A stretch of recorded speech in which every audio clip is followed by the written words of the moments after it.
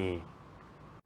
สำนักวิปัสสนากรรมฐานวัดป่านากุดน้อยเมืองนาไซทองนาควหลวงวิจันทร์ได้จัดฝึกอบรมกรรมฐานให้แก่นักเขียนมัธยมส่ง3แห่ง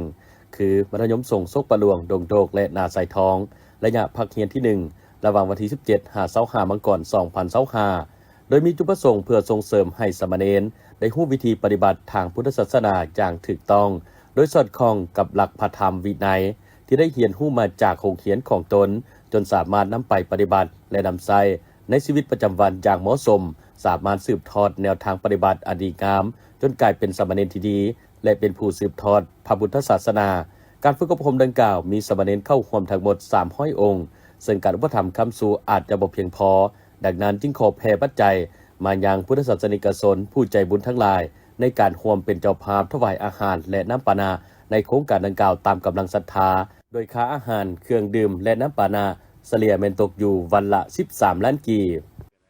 ภาพบรรยากาศกุฏิหลังใหม่ที่ทานผู้ชมเห็นนี่แม่นไซเวลาลงมือการก่อสร้างมาฮอดปัจจุบันเป็นเวลาเกือบ1ปีเต็มเป็นกุฏิอาคาร2ชั้นตกแต่งภายนอกให้มีความสวยงามในรูปแบบกุฏิลายสีไม้ปัจจุบันแม่นพวมก่อสร้างจัดสำเร็จห้อยส่วนห้อยเหลือเพียงแต่ตกแต่งภายใน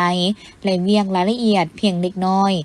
ฉะนั้นเพื่อให้กุฏิหลังใหม่นี้มีความเป็นสิริมงคลและขนขวายวัตถุปัจจัยหรือสมทบทุนจากอกตนญาติโยมสาวพุทธศาสนิกชนเพื่อนำมาสืบต่อสร้างให้สำเร็จเสร็จสิ้นทางวัดจึงจะได้จัดงานบุญใหญ่ขึ้นตอนรับปีใหม่2026คือบุญผ่าป่าสามัคคีและยกยอดโซฟาใส่กุฏิหลังใหม่นี้โดยจะจัดขึ้นในระหว่างวันที่24-25มังกรที่จะมาถึงนี้ซึ่งในมื้อทำอิฐวันที่24มังกรแม้นจะเป็นมื้อหังหากะเกียมและในตอนบ่ายเวลา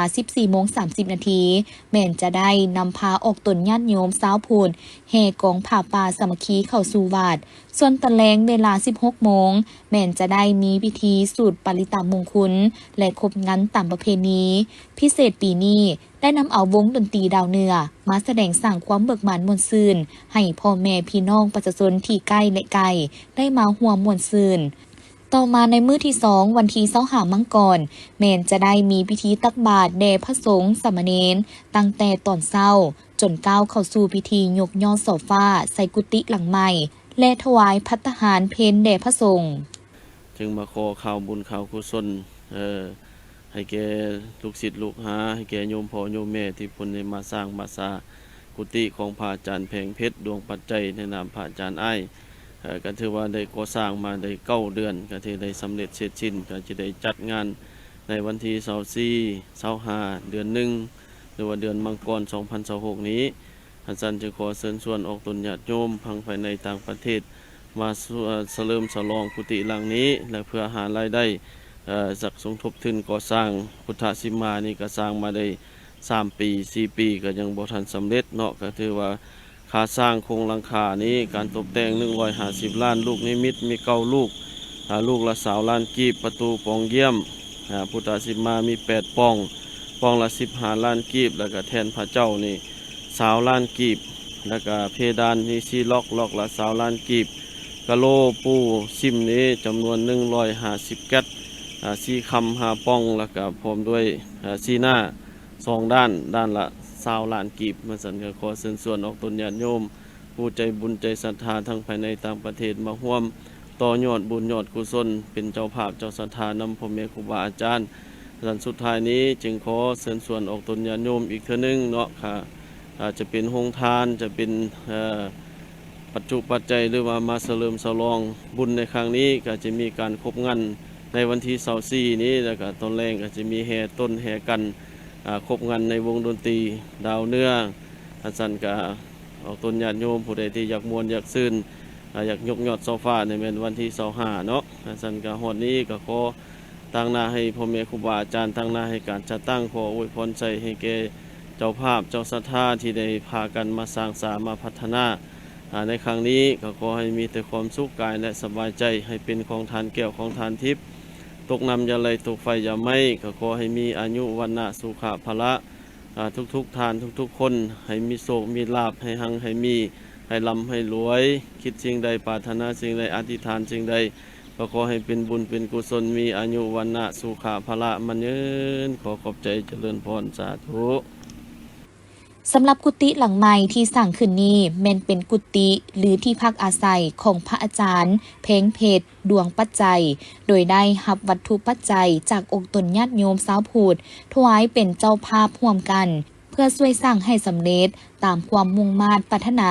และในมือบุญที่จะมาถึงนี้ทางพระอาจารย์เพิ่นยังได้แผ่เมตตามายังออกตนญาติโยมได้มาร่วมเป็นเจ้าภาพเจ้าศรัทธาโฮงทานบ่ว่าจะเป็นภัตตาหารน้ำปานะและอื่นๆเพื่อสามัคคีกัน บริการผู้ที่มาทำบุญให้ได้รับความอิ่มหนำสำราญ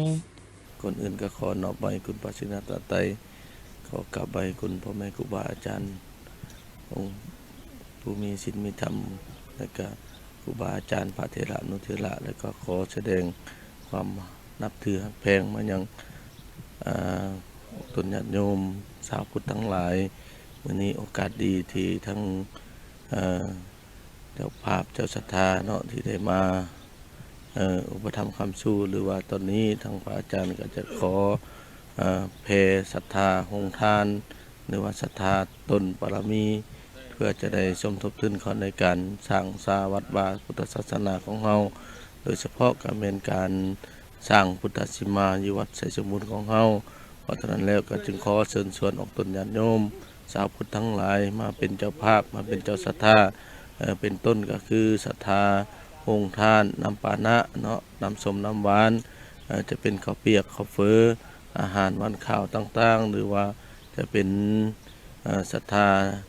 เป็นข้าวผัดต่างๆก็ดีตามกำลังศรัทธาขององค์ตนญาติโยมทุกภาคส่วนเนาะที่ได้มาร่วมโปรโมทนาอยากมาจับมาจองในก็เจริญพรตั้งแต่มื้อนี้เป็นต้นไปเนาะทางพระอาจารย์ก็ได้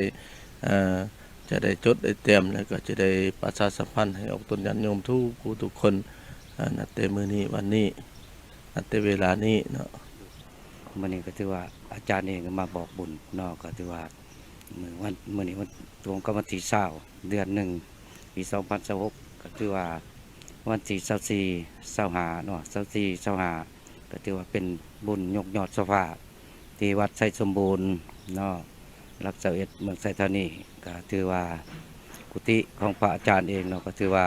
ก่อสร้างมาก็ประมาณเกือบ1ปีก็ใกล้สิแล้วก็ถือว่า 70% เนาะก็ถือว่าเมื่อวันที่25ขอชักชวนเจริญพรออกตนญาติโยมลูกศิษย์ลูกหาภายในต่างประเทศหรือก็ว่าต่างแขวงต่างเมืองผู้ที่มีจิตใจใส่ศรัทธาพร้อมเพรียงสร้างน้ำทำบุญสร้างบุญเสริมก่อบุญต่อเป็นว่ามีศรัทธามาลากก็เจริญพรมาร่วมบุญร่วมกุศลยกยอดจอฟ้าจำนวน13ยอดก็ถือว่าเมื่อวันที่25เนาะตักบาตรตัก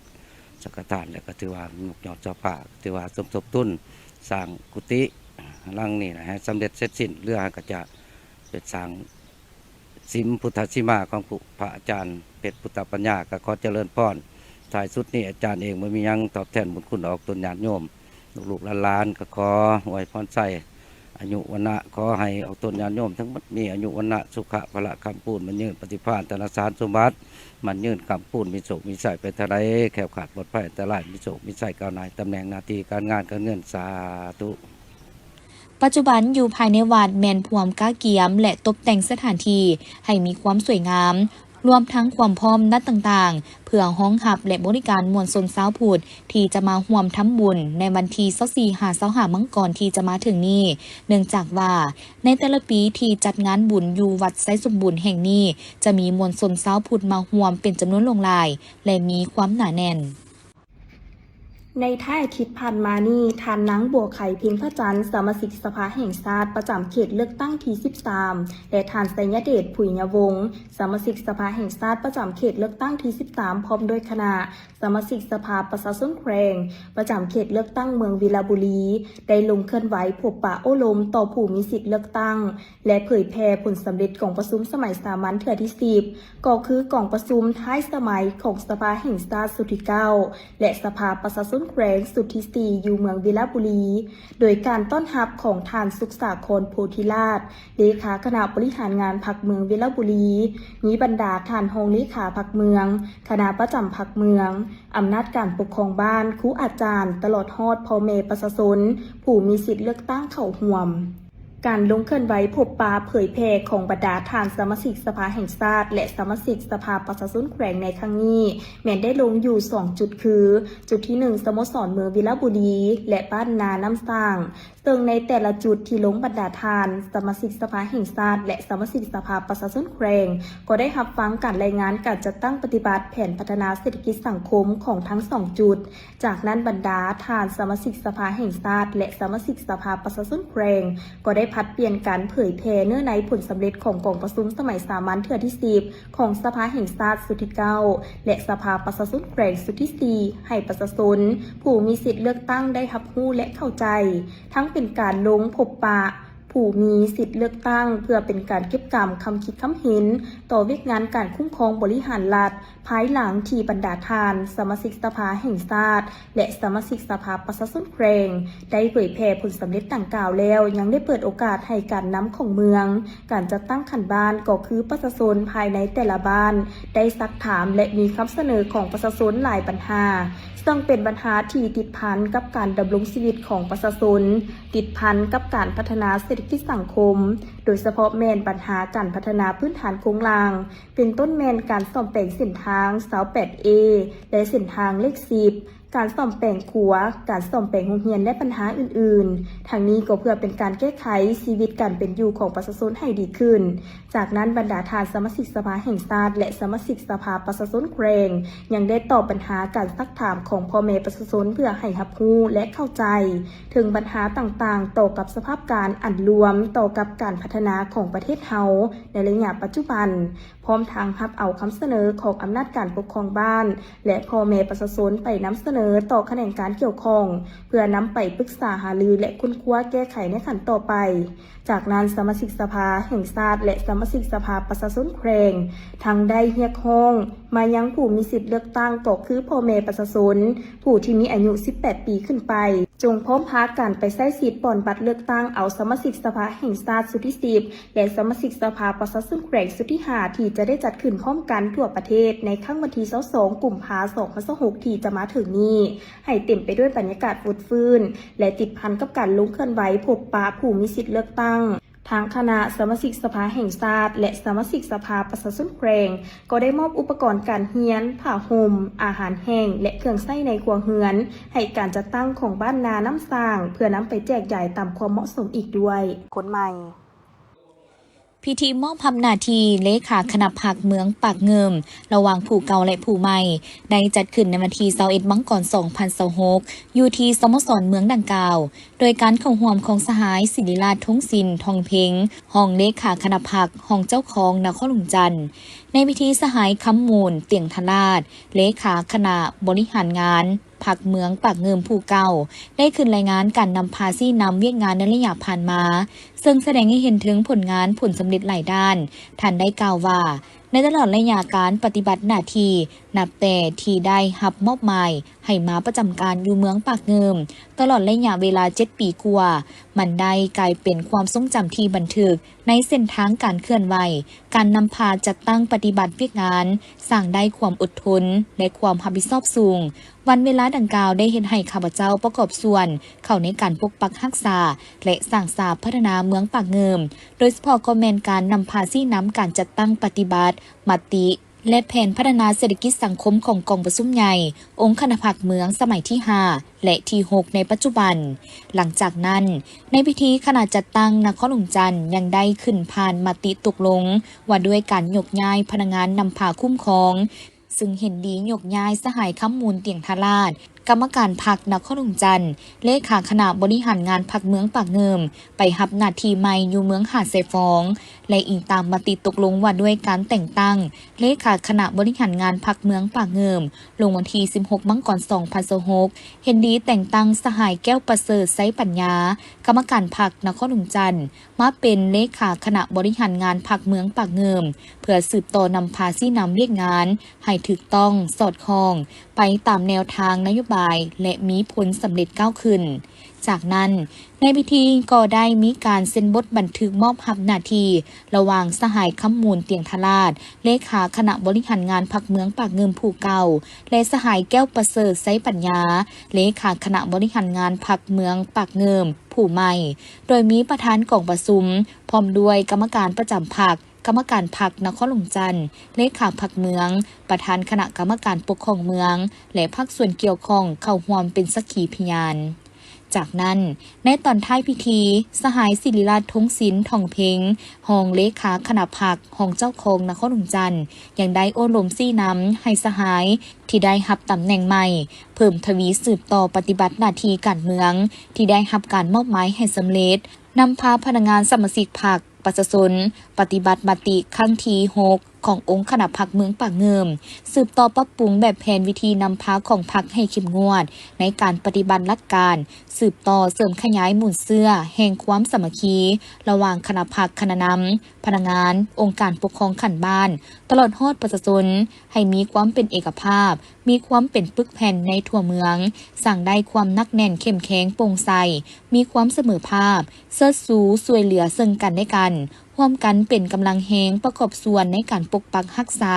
สร้างสรรค์พัฒนาประเทศชาติให้เติบใหญ่ก้าวไปเรื่อยๆในวันที่19มกราคม2026นี้ปริญญาเอกคำแพงไสสมแพง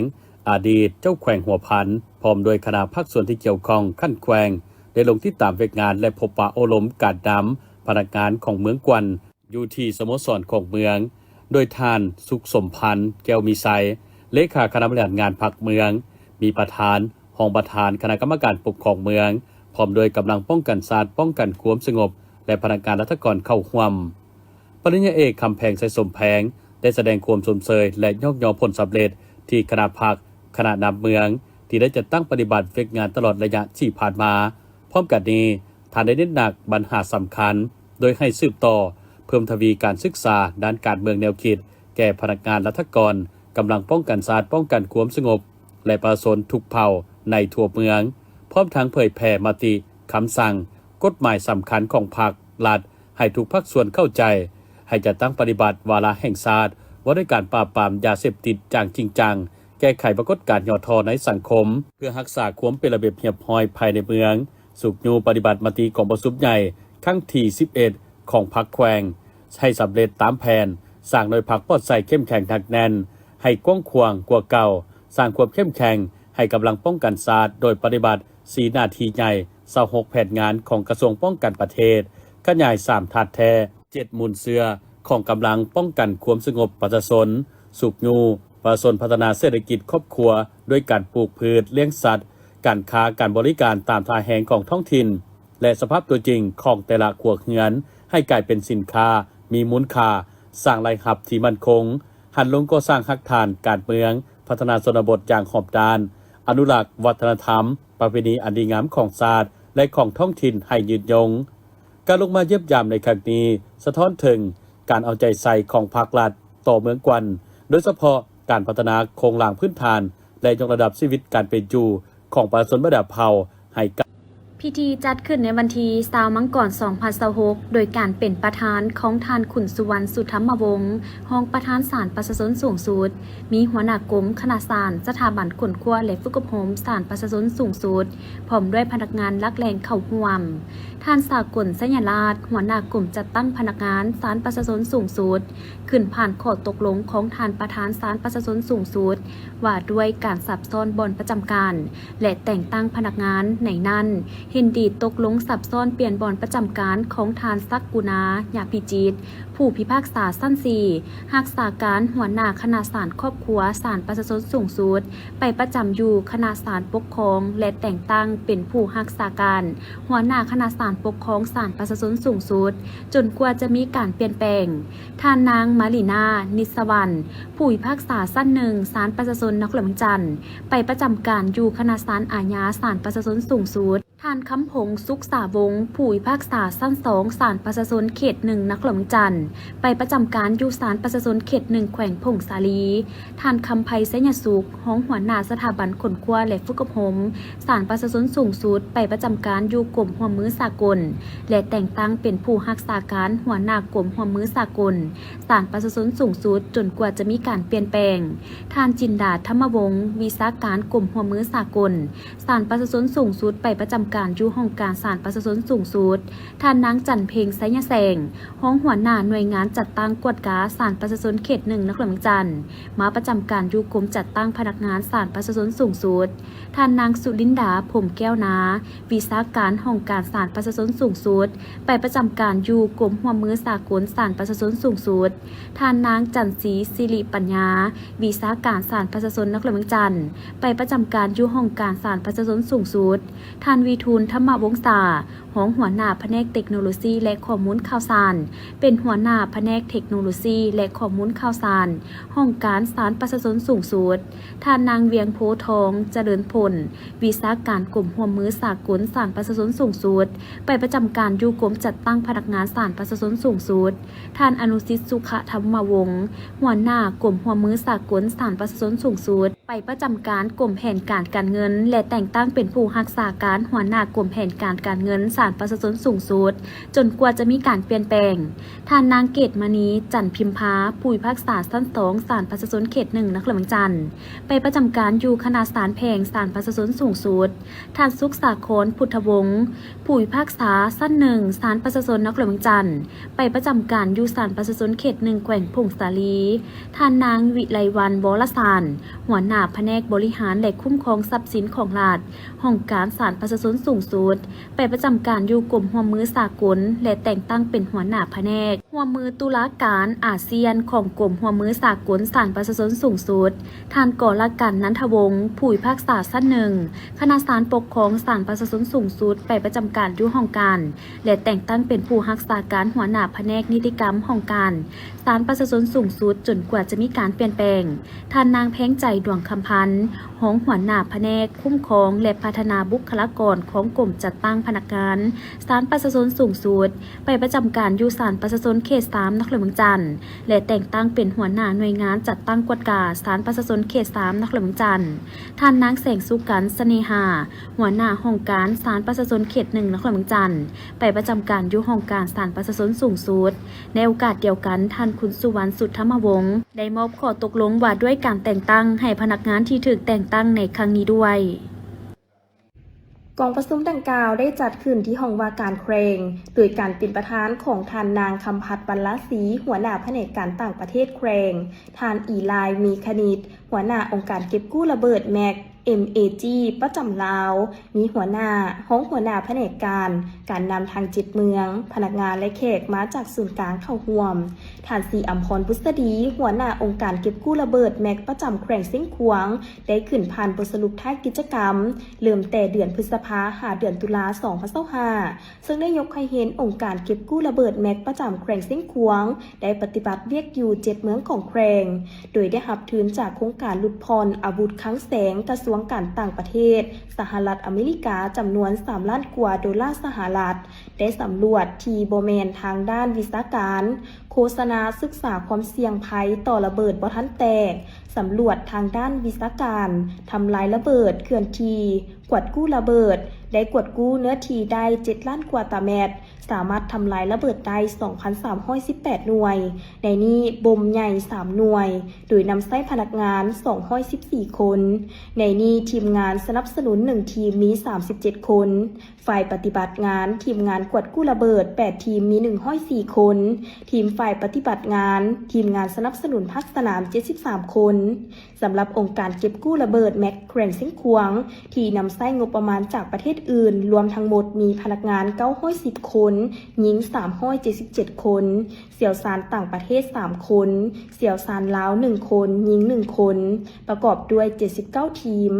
โอกาสนี้ผู้แทนกองประชุมได้ประกอบคำคิดเห็นระหว่างองค์การเก็บกู้ระเบิดกับคณะกรรมการคุ้มครองแห่งชาติขั้นแขวงเมืองเพื่อแก้ไขระเบิดบ่ทันแตกที่ตกค้างอยู่สาธารณรัฐประชาธิปไตยประชาชนลาวโดยเฉพาะแมนอยู่แขวงเส้นควงเฮ็ดให้การพัวพันรายงานการจัดตั้งปฏิบัติเวียกงานให้เป็นไปตามแผนการที่วางไว้มีผลสำเร็จเป็นอย่างดีตอนท้ายกองประชุมคณะประธานกองประชุมได้มีคำเห็นซี่นำโดยเน้นให้องค์การเก็บกู้และภาครัฐจงพัวพันประสานเวียกงานให้แน่นแฟนถือสำคัญความปลอดภัยเป็นหลักสู่โซนกวดกู้และทำลายระเบิดให้ได้หลายเพื่อให้มีพื้นที่ทำการผลิตมีความปลอดภัยหลายยิ่งขึ้นยัดแยงทุนจากต่างประเทศเพื่อเพิ่มเข้าในเวียกงานกวดกู้ระเบิดการสนองข้อมูลกวดกู้การกำหนดพื้นที่กวดกู้ให้จัดบุริมสิทธิ์ความจำเป็นชัดเจนสืบต่อโฆษณาถึงผลให้ของระเบิดที่บ่ทันแตกชุมชนมีส่วนร่วมสนองข้อมูลการพบเห็นระเบิดบ่ทันแตกถึงหน้าดินศึกษาอบรมประชาชนให้เข้าใจต่อเวียกงานเก็บกู้และทำลายระเบิดโอกาสดังกล่าวนี้คณะผู้แทนได้ไปเยี่ยมยามการกวดกู้ระเบิดอยู่ภาคสนามตัวจริงอยู่สนามกวดกู้บ้านมอนเมืองแปกได้รับฟังการรายงานจากทีมงานกวดกู้ถึงการจัดตั้งปฏิบัติเวียกงานข้อสะดวกและข้อยุ่งยากเทคนิควิชาเฉพาะของพนักงานกวดกู้เห็นได้ความสำคัญของเวียกงานเก็บกู้และทำลายระเบิดในวันที่22มังกร2026อยู่ที่ศูนย์กลางสหพันธ์กรรมบาลลาวได้จัดขบวนการบริจาคเลือดเพื่อช่วยเหลือสังคมโดยการเข้าร่วมของท่านวิไลวงศ์เกษมรองประธานคณะบริหารงานศูนย์กลางสหพันธ์กรรมบาลลาวดร.จันทราสุขสาครหัวหน้าสถาบันเลือดแห่งชาติองค์การกาแดงแห่งชาติลาวมีบรรดาภาคส่วนที่เกี่ยวข้องเข้าร่วมท่านวิไลสุขเกษมได้กล่าวเปิดงานบริจาคเลือดและวางแสดงสินค้าว่ากิจกรรมบริจาคเลือดดังกล่าวแม่นจัดขึ้นเพื่อช่วยเหลือสังคมแบบสมัครใจโดยบ่ได้เรียกร้องสิ่งตอบแทนและทั้งเป็นการค้ำนับหับตอนวันสร้างตั้งสหพันธ์กรรมบาลลาวครบรอบ70 ปีก็คือวันที่1กุมภาพันธ์1956หา1กุมภาพันธ์2026ที่ใกล้จะมาถึงโดยเป็นการร่วมมือกันระหว่างศูนย์กลางสหพันธ์กรรมบาลลาวสมทบกับสถาบันเลือดแห่งชาติองค์การกาแดงแห่งชาติลาวที่ได้จัดขบวนการบริจาคเลือดเพื่อช่วยเหลือสังคมนี้ขึ้นในทุกปีและปีนี้ก็นับว่าเป็นปีที่มีความหมายสำคัญหลายยิ่งเพราะว่าเป็นปีที่พวกเขาได้เฉลิมฉลองวันสำคัญต่างๆเช่นวันสถาปนาสาธารณรัฐประชาธิปไตยประชาชนลาวครบรอบ50 ปีวันสร้างตั้งพรรคประชาชนปฏิวัติลาวครบรอบ70 ปีวันคล้ายวันเกิดประธานไก่สอนพรหมวิหารครบรอบ105 ปีสมเสยผลสำเร็จกองประชุมใหญ่ผู้แทนทั่วประเทศครั้งที่12ของพรรคประชาชนปฏิวัติลาวและผลสำเร็จกองประชุมใหญ่ผู้แทนกรรมบาลทั่วประเทศครั้งที่9ย้อนเห็นความสำคัญของการให้เลือดช่วยเหลือคนเจ็บมีแต่คนเฮาเท่านั้นที่จะเอาเลือดออกเพื่อช่วยเหลือซึ่งกันและกันให้แก่คนเจ็บที่ขาดเลือดการผ่าตัดการเกิดอุบัติเหตุการเกิดลูกและอื่นๆความต้องการเลือดเพื่อช่วยกอบกู้เอาชีวิตคนในสังคมในระยะผ่านมาแม้นยังบ่ทันเพียงพอกับความต้องการฉะนั้นมื้อนี้ศูนย์กลางสหพันธ์กรรมบาลลาวร่วมกับสถาบันเลือดแห่งชาติและองค์การกระแดงแห่งชาติลาวจึงได้จัดการบริจาคเลือดครั้งนี้ขึ้นพร้อมทางปลุกระดมสมาชิกกรรมบาลกรรมกรและผู้ออกแห่งงานร่วมกันบริจาคเลือดในครั้งนี้ให้ได้หลายเท่าที่จะหลายได้เพื่อเป็นการสร้างความสามัคคีและร่วมกันเฉลิมฉลองวันสร้างตั้งสหพันธ์กรรมบาลลาวครบรอบ70 ปีให้เป็นขบวนการฝดฟื้นและเคียงคู่กับการเฉลิมฉลองวันสำคัญดังกล่าวภายในงานจึงได้มีการจัดงานวางแสดงผลิตภัณฑ์ที่เป็นสีมือของผู้ออกแห่งงานลาวและเพื่อเต้าโฮมความสามัคคีของผู้ออกแห่งงานลาววรรณเผ่าให้แน่นแฟ้นยิ่งขึ้นสู่กันอย่างสะดวก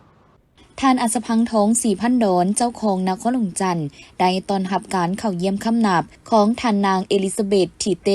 เอกอัครราชทูตวิสามัญผู้มีอำนาจเต็มแห่งประเทศฟิลิปปินส์ประจำลาวในวันที่22มังกร2026อยู่ที่ห้องว่าการนครหลวงจันทร์เนื่องในโอกาสขอเข้าปรึกษาหารือเกี่ยวกับการเสนอสั่งตั้งนครมิตรภาพระหว่างนครหลวงมะนิลากับนครหลวงจันทร์ในโอกาสดังกล่าวท่านเจ้าของนครหลวงจันทร์ก็ได้ให้การต้อนรับอย่างอบอุ่นพร้อมทางได้ตีราคาสูงต่อการมารับหน้าที่ใหม่และจุดประสงค์ในการเข้าพบ เพื่อขอปรึกษาหารือซึ่งถือเป็นการประกอบส่วนอันสำคัญในการเสริมขยายการร่วมมือมิตรภาพให้เติบใหญ่กว้างขวางและเป็นรูปธรรมทางเจ้าของนครหลวงจันทร์ยังได้แจ้งให้ทราบถึงแผนพัฒนาเศรษฐกิจสังคมของนครหลวงจันทร์โดยให้รู้ว่าในปี 2025 เศรษฐกิจของนครหลวงจันทร์มีการขยายตัวในระดับ 5.8 ส่วนห้อยพื้นฐานโครงล่างได้รับการพัฒนาขยายตัวพร้อมเดียวกันนั้นนครหลวงจันทร์ก็ยังมีผลสำเร็จในการจัดตั้งปฏิบัติวันสำคัญของพรรคของชาติของประชุมที่สำคัญและงานต่างๆสำหรับแผนการจัดตั้งปฏิบัติในปี 2026 แม่นได้ตั้งเป้าหมายหลายเวียกงานโดยจุดซุ้มแม่นจะลืบลางทั้งดินแดงให้หมดไปในขอบเขตตัวเมืองนครหลวงจันทร์และเวียกงานอื่นๆตื่มอีกนครหลวงจันทร์ของพวกเขายังมีความมุ่งหวังว่าการปรึกษาหารือครั้งนี้จะเป็นการเสริมขยายการพัวพันร่วมมือที่ดีก็คือนครหลวงจันทร์และนครหลวงมะนิลาและขออวยพรให้ท่านทูตจงปฏิบัติหน้าที่อย่างมีผลสำเร็จเพื่อช่วยสืบต่อเสริมขยายการร่วมมือของสองนครให้เป็นรูปธรรมอย่างแท้จริงท่านนางเอลิซาเบธทีเต้ก็ได้กล่าวขอบใจต่อการต้อนรับอย่างอบอุ่นพร้อมทางแจ้งให้ฮู้ถึงจุดประสงค์และเจตจำนงในการขอเข้าพบซึ่งก็เพื่อเป็นการปรึกษาหารือเกี่ยวกับการเสนอสร้างตั้งนครมิตรภาพระหว่างนครหลวงมะนิลากับนครหลวงจันทร์เพื่อเสริมขยายการพัวพันร่วมมือของสองฝ่ายว่ารวมแล้วสองนครของพวกเขาแม่นมีจุดพิเศษและมีหลายอย่างที่คล้ายคือกันประชาชนมีวัฒนธรรมมีการดำรงชีวิตรูปแบบใกล้เคียงกันซึ่งจากผลสำรวจแล้วคนประเทศฟิลิปปินส์แม่นได้มาท่องเที่ยวมาอาศัยมาศึกษาและมาเฮ็ดเวียกอยู่นครหลวงจันทร์เป็นจำนวนหลายตามตัวเลขสถิติในประเทศลาวมีคนฟิลิปปินส์อยู่ถึง 2,000 กว่าคนในนี้อยู่นครหลวงจันทร์ 1,000 กว่าคนซึ่งถือเป็นอีกเหตุผลหนึ่งในการเสริมขยายการร่วมมือและประเทศฟิลิปปินส์ก็คือนครหลวงมะนิลาแม้นอยากร่วมมือในการพัฒนาการท่องเที่ยวอยากเปิดสายการบินร่วมกันเพื่อให้การไปมาหาสู่กันมีความสะดวกสบายยิ่งขึ้นพร้อมเดียวกันนั้นยังอยากร่วมมืออีกหลายๆเวียกงานซึ่งท่านทูตยังได้กล่าวเชิญชวนการนำและผู้แทนของนครหลวงจันทร์เดินทางไปเยี่ยมยามนครหลวงมะนิลาพร้อมทั้งสัญญาว่าจะสืบต่อเฮ็ดให้การร่วมมือของสองนครมีการขยายตัวและเกิดเป็นรูปธรรมพิธีจัดขึ้นในวันที่22มังกร2026โดยการปาฐกถาของพลตรีสอนทองพรหมลาวงศ์อดีตกรรมการคณะประจำภาคกระทรวงป้องกันประเทศห้องหัวหน้ากรมใหญ่การเมืองกองทัพมีคณะบริหารงานภาคคณะหน่วยภาคคณะน้ำกรมห้องการบรรดากรมและคณะแผนกตลอดฮอดพนักงานลักแรงองค์การอัยการประชาชนสูงสุดเข้าร่วมพลตรีสอนทองพรหมลาวงศ์ได้หวนคืนถึงประวัติการกำเนิดของกองทัพประชาชนลาวผลงานศาสนาและการเติบใหญ่ขยายตัวของกองทัพประชาชนลาวในแต่ละระยะโดยเฉพาะระยะดำเนินการปฏิวัติต่อสู้ปลดปล่อยชาติระยะปฏิบัติ2หน้าที่ยุทธศาสตร์ปกปักรักษาและสร้างสาพัฒนาประเทศชาติโดยภายใต้การนำพาอันแท้ถึงของพรรคคอมมิวนิสต์อินโดจีนประจำแคว้นลาวได้จัดกองประชุมโดยเอาสถานที่กองราชวงศ์เป็นบ่อนประชุมและได้ประกาศสร้างตั้งกองทัพลาวอิสระอย่างเป็นทางการโดยแม่นท่านไก่สนพรหมวิหารเป็นผู้ประกาศสร้างตั้งและเป็นผู้บัญชาโดยกงถ้าจากนั้นมาก็ได้ประกาศหับเอาบรรดากองเอกราชอื่นๆเช่นกองไซจักรพรรดิกองฟ้างมกองปัจจัยและกองไซเสถาโฮมเข้ากันเป็นกองทัพลาวอิสระนับแต่นั้นมาวันที่20มังกร1949จึงกลายเป็นวันประวัติศาสตร์แห่งการสร้างตั้งกองทัพประชาชนลาวกองทัพประชาชนลาวได้ผ่านผ่าความยุ่งยากในการสร้างตั้งสู่หบมีไซและเติบใหญ่ขยายตัวภายใต้การนำพาอันปีศาจสามารถตลาดต้องไซของพรรคประชาชนปฏิวัติลาวกองทัพประชาชนปฏิวัติลาวได้ผ่านผ่าอุปสรรคนานาประการที่เต็มไปด้วยการเสียสละอันใหญ่หลวงในภารกิจต่อสู้ปลดปล่อยชาติสำเร็จพลกรรมประวัติศาสตร์ที่ภาคและประชาชนมอบหมายให้อย่างมีไซตลอดระยะเวลาแห่งการกำเนิดสู่หบมีไซเติบใหญ่ขยายตัว77ปีผ่านมากองทัพพวกเขาได้เฮ็ดสำเร็จภารกิจอันยิ่งใหญ่และสร้างผลงานดีเด่นและวีรกรรมอันล้ำเลิศไว้ในนามประวัติศาสตร์อย่างสมเกียรติกองทัพย้ำใดก็น้ำหน้าถูกเวียกงานเด็ดเดี่ยวผ่านผ่าอุปสรรคเฮ็ดสำเร็จหน้าที่สมแล้วที่เป็นกำลังแกนสถานที่เข้มแข็งของการปฏิบัติเป็นเครื่องมืออันแหลมคมของพรรคและเป็นกองทัพวีรชนของชาติลาว การปะทะกถาครั้งนี้แม่นเพื่อในใส่ศึกษาอบรมให้สมาชิกภาคพนักงานราชการทั่วองค์การอัยการประชาชนได้รับรู้ถึงการกำเนิดเติบใหญ่ขยายตัวเห็นได้ผลงานศาสนาที่ญาติมาได้และกำได้ท่าแท้มูลเสื้ออันสง่างามของกองทัพประชาชนลาวพร้อมทางปลูกจิตสำนึกมีความกตัญญูรู้บุญคุณต่อนักวีรชนแห่งชาตินักรบแข่งขันพนักงานนักรบและพ่อแม่ประชาชนบรรดาเผ่าที่ได้อุทิศชีวิตเพื่อภารกิจปฏิบัติเพื่อประเทศชาติและเสริมขยายบทบาทเป็นกำลังหลักแหล่งแกนสารในการจัดตั้งปฏิบัติ2หน้าที่ยุทธศาสตร์ปกปักรักษาและสร้างสาพัฒนาประเทศชาติท่านแสงสาธิตพิมพ์เมืองประธานคณะกรรมการปกครองเมืองจันทบุรีได้รายงานการจัดตั้งปฏิบัติแผนพัฒนาเศรษฐกิจสังคมประจำปี 2025 ต่อกล่องประชุมเปิดกว้างครบคณะบริหารงานผักเมืองจันทบุรีครั้งที่ 5 สมัยที่ 8 ซึ่งจัดขึ้นเมื่อบุรุษมณีวาผลการจัดตั้งปฏิบัติแผนพัฒนาเศรษฐกิจสังคมปี 2025 ผ่านมาทางเมืองสามารถจัดตั้งปฏิบัติเวียกงานมีผลสำเร็จหลายด้านอันพุ่นเด่นแม่นการเก็บรายรับเข้างบประมาณได้ 179.55 ตื้อกีบปฏิบัติลื่นแผนการ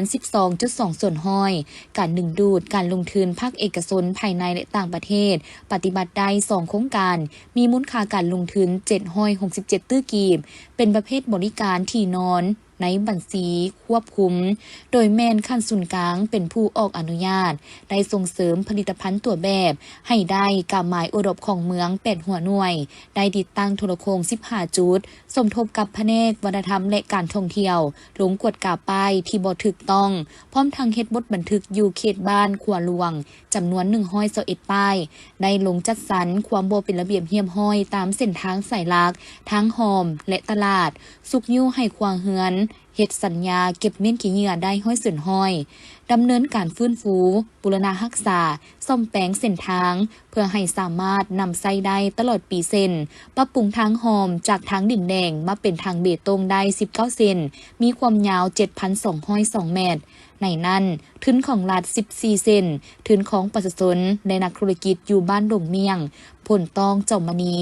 หนองทาเหนือและบ้านผลต้องสวัสดจำนวน5เส้นปรับปรุงและแก้ไขห้องระบายน้ำท่วมขัง9เส้นปัจจุบันปฏิบัติได้ก็15ส่วนห้อยได้ลงสุกยูบรรดาหัวหน่วยธุรกิจห่างห้านและประชาชนที่อาศัยอยู่เรียบตามแคมทางสายลักติดทุงผักถุงซาดถุงทิวและประดับประดาสถานที่ของตนเพื่อต้อนรับวันสำคัญต่างๆของผักของซาดพร้อมทั้งได้เอาใจใส่เวียกงานป้องกันซาดป้องกันความสงบเพื่อเฮ็ดให้ภายในเมืองมีความสงบปลอดภัยและเป็นระเบียบเรียบร้อยตนตามนโยบายรัฐธรรมนูญและกฎหมายของรัฐอย่างเคร่งครัดเต้าโฮมความสามัคคีภายในให้แน่นแฟนและนำพาการเคลื่อนไหวเวียกงานตามหลักการของพรรคอย่างเข้มงวดเพื่อให้แขวงมีการพัฒนามีความสงบความเป็นระเบียบเรียบร้อยและในโอกาสดังกล่าวนี้พลเอกวิไลหลาคำฟ้องพร้อมด้วยคณะยังได้ลงติดตามสุกยูโครงการก่อสร้างป้องกันตาฟังเจือนตามขอบเขตบริเวณแคมป์คลองที่ถูกน้ำผัดเจือนเติมอีกเพื่อติดตามสุกยูให้แก่การกะเกียมเวียกงานด้านต่างๆในการหับไส้เวียกงานการเลือกตั้งสมาชิกสภาแห่งชาติสุดที่10และสมาชิกสภาประชาชนขันแขวงสุดที่5ภายในแขวงสารวันให้สำเร็จตามแผนการที่ได้กำหนดไว้ดังนั้นท่านสมมาตร พ้นเสนาคณะกรรมการเลือกตั้งระดับชาติหัวหน้าอนุกรรมการบริหารพิธีการและงบประมาณรองประธานสภาแห่งชาติพร้อมด้วยคณะได้เคลื่อนไหวติดตามสุกยูการเลือกตั้งสมาชิกสภาแห่งชาติสุดที่10และสภาประชาชนแขวงสุดที่5อยู่แขวงสารวันโดยการต้อนรับของทานสีเฮงหอมสมบัติประธานสภาประชาชนแขวงรองประธานคณะกรรมการเลือกตั้งขันแขวงมีบรรดาทานในคณะกรรมการเลือกตั้งขันแขวงขันเมืองอนุกรรมการต่างๆและกองเลขาเข้าร่วมทานสีเฮงหอมสมบัติได้รายงานเกี่ยวกับผลสำเร็จการกะเกี่ยมความพร้อมให้แก่การเลือกตั้งสมาชิกสภาแห่งชาติสุดที่10และสมาชิกสภาประชาชนแขวงสุดที่5ของคณะกรรมการเลือกตั้งขันแขวงขันเมืองและหน่วยปอนบัตรเลือกตั้งขันบ้านปัจจุบันคณะกรรมการเลือกตั้งขันแขวงมีผลสำเร็จในการเคลื่อนไหวเวียกงานฮอดปัด9ที่2และจัดตั้งปฏิบัติได้สำเร็จหลายหน้าเวียกเป็นต้นได้สำเร็จการจัดเสื่อมซึม มติกรมการเมืองศูนย์กลางภาคและเผยแพร่บรรดาเอกสารต้นตอเกี่ยวกับการเลือกตั้งให้แก่การนำและพนักงานหลักแหล่งในทั่วแกรงได้ทั้งหมด 2,124 เถื่อคนประสานสมทบกับคณะกรรมการเลือกตั้งขันเมืองในการเก็บกำจำนวนผู้มีสิทธิ์ปอนบัตรเลือกตั้งสำเร็จ5เมืองยัง3เมืองที่ยังสืบต่อเก็บกำคือเมืองเหล่างามละครเพลงและเมืองตุ้มลานเก็บกำหน่วยปอนบัตรเลือกตั้งทั่วแกรงได้361หน่วยสำเร็จ8ตัวเมืองสำเร็จทางแผนดำเนินงานของอนุกรรมการป้องกันชาติป้องกันความสงบและเวียกงานอนุกรรมการอื่นๆจากนั้นบรรดาอนุกรรมการเลือกตั้งขั้นแขวงขั้นเมืองก็ได้รายงานการจัดตั้งปฏิบัติเวียกงานรอบด้านในเมืองของตนพร้อมทางได้ร่วมกันประกอบคำเห็นเพื่อปรึกษาหารือแลกเปลี่ยนถึงปัญหาข้อสะดวกข้อยุ่งยากและแผนการที่จะสืบต่อจัดตั้งปฏิบัติในต่อหน้าเพื่อก้าวเกี่ยมความพร้อมในด้านต่างๆรับประการเฮ็ดให้บ้านเลือกตั้งสมาชิกสภาแห่งชาติสุดที่10และสภาประชาชนแขวงสุดที่5ได้รับการจัดตั้งปฏิบัติให้บรรลุผลตามระดับคาดหมายพร้อมทางรับประการ4คาดหมายไงคือรับประกันให้ผู้มีสิทธิ์เลือกตั้งไปใช้สิทธิ์ครบถ้วนรับประกันการใช้สิทธิ์มีความถูกต้องรับประกันความสงบปลอดภัยและรับประกันความโปร่งใสห้อยส่วนห้อยกองผลิตกสิกรรมเลข3กองทัพเมืองคำแขวงเส้นขวงได้จัดพิธีปิดการแข่งขันกีฬาขึ้นในวันที่19มังกร2026ที่เดินกีฬาของตนโดยการเข้าร่วมเป็นประธานของท่านคำเสงไทยละทมรองประธานคณะกรรมการปกครองเมืองมีพันโทดาวเวียนอินทพลรักษาการหัวหน้ากองผลิตกสิกรรมเลข3กองทัพมีทีมนักกีฬาที่มาจากกลุ่มกองของการกลุ่มบ้านและหัวหน่วยธุรกิจพอค้าสาวขายอ้อมข่างเข้าห่วมพันโทดาวเวียนอินทพลได้ขึ้นรายงานผลสำเร็จของการแข่งขันกีฬาในครั้งนี้ให้รู้ว่าการแข่งขันกีฬาแต่ละประเภทกีฬาเซนกีฬาบ่านเตะกีฬาบ่านทรงและกีฬาเปตตั้งยิงทรายส่วนประกอบมี48ทีมที่มาจากกลุ่มกองของการกลุ่มบ้านและหัวหน่วยธุรกิจพอค้าสาวขายผ่านการจัดตั้งปฏิบัติมาแต่วันที่15-19มังกรผ่านมาเห็นว่ากีฬาบ่านเตะอันดับที่1ได้แก่ทีมโนเนมที่2ได้แก่ทีมบ้านผาทาง FC ที่3แม่นทีมกองผลิตกสิกรรมเลข3กองทัพกีฬาบ่านทรงอันดับที่1ได้แก่ทีมกองผลิตกสิกรรมเลข3กองทัพที่2ได้แก่ทีมสอนไซสายซิ่งที่3ได้แก่ทีมบ้านฝายและกีฬาเปตั้งยิงอันดับที่1ได้แก่ทีมของการอุตสาหกรรมและการค้าเมืองที่2ได้แก่ทีมของบาการปกครองเมืองที่3ได้แก่ทีมป้องกันความสงบเมือง